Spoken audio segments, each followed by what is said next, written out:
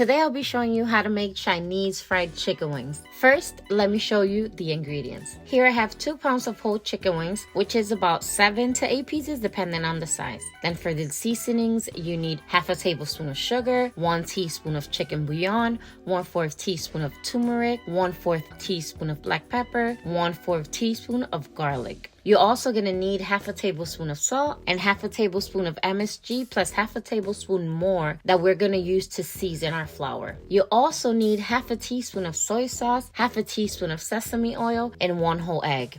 As for the breading, you're going to need half a cup of all-purpose flour and 2 tablespoons of cornstarch. Now, before marinating the wings, we need to clean them to make sure they don't have any feathers. To marinate the chicken wings, what I like to do first is beat the egg. Some people just like to add the egg to the wings and mix as they go, but I feel that I can mix everything better if I combine all the seasonings with the egg first.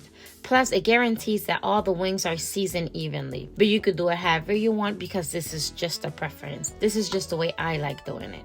I add all the seasonings to the egg and make sure everything is well combined. Now, we add the chicken wings to the bowl and mix until all the wings are completely covered with that marinade. You could do this in a bowl or you could add this to a freezer bag. Now look at the color of the wing.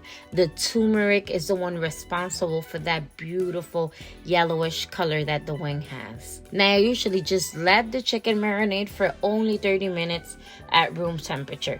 But if you have time, you can marinate the wings overnight in your fridge. Then in a big bowl, add your flour, cornstarch, and MSG and give it a good mix.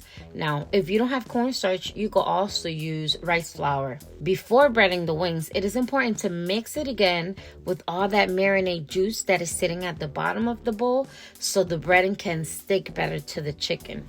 Now put the wings in your bowl and cover them with flour. Make sure to get in every little crease in the chicken so every part is nice and crispy. If you want to avoid doing a lot of dishes or any messes, you could put your flour and the wings in a freezer bag and just shake it. You just need to make sure to shake off any excess flour from the wings. Repeat this process until all the chicken wings are breaded. Now, one of the questions I get is that if you could use any part of the chicken wing you like instead of using the whole wing. And the answer is yes. The process would still be the same. You could use any other part of the chicken, as a matter of fact. The only thing is that depending on the chicken piece you chose, the cooking time will vary. The other question from this recipe that I get is that if MSG is really needed in the recipe. And the answer is yes, most definitely yes. The MSG is one of the most important ingredients because it gives us that specific Chinese umami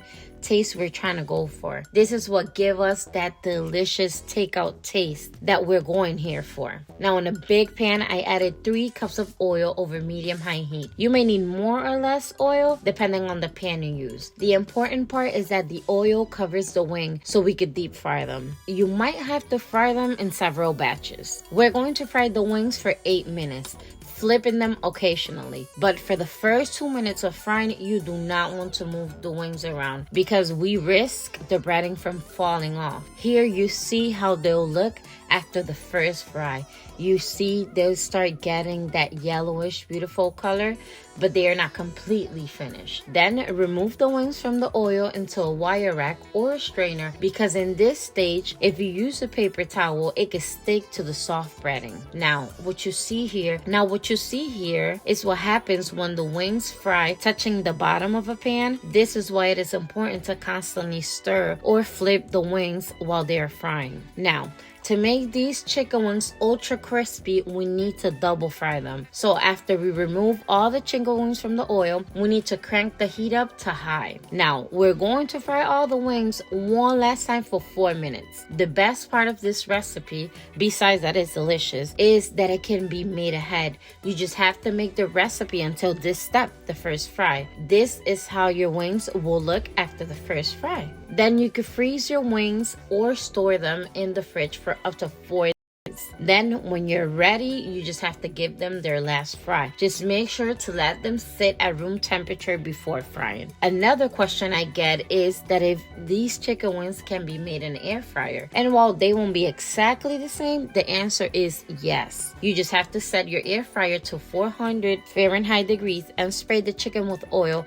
before putting them in. Cook the chicken for 12 minutes, flip, and finish it off for 12 more minutes. But in my opinion, the chicken wings taste way better when they are fried. Now, look at these chicken wings and see why fried chicken wings are better. See how crispy the wing is? And the flavor is just on point. Remember that you have to keep on stirring or flipping the wings while they fry so we can avoid them from getting burned in the part that is touching the bottom of the pan. Once your chicken wings are finished frying for the second time, you can now place them on paper towels because the wings won't stick to them. Look at that crispy chicken wing. They were so good. I just ate them with a little bit of duck sauce, but they go great with fried rice, french fries, or a couple of fried tostones. Now remember that the whole recipe could be found on my website, foodmetamorphosis.com. And if you want to make some fried rice, I also have that recipe up in the site. Subscribe, like, any comments, questions, leave them below. Thanks for watching.